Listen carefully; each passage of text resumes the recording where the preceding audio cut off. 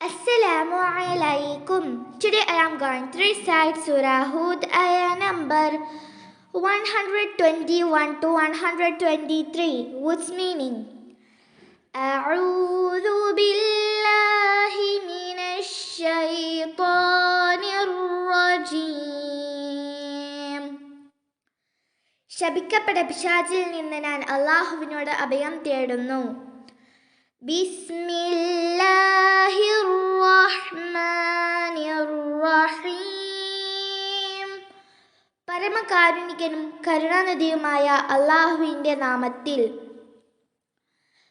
വഖുൽ ലില്ലദീന ലാ യുഅ്മിനൂന അഅ്മലൂ അലാ മകാനതികും ഇന്നാ ആമിലൂൻ.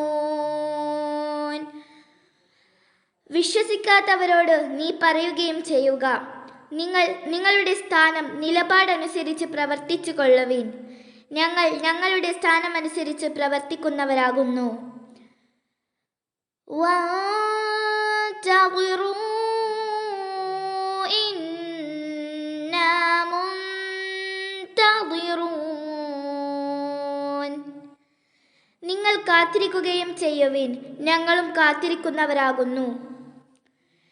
വലില്ലാഹി ഗൈബുസ് സമാവാതി വൽ അർദി വഇലൈഹി യുർജഉൽ അംറു കുല്ലുഹു ഫഅബ്ദുഹു വതവക്കൽ അലൈഹി വമാ റബ്ബുക ബിഗാഫിലിൻ അമ്മാ തഅമലൂൻ.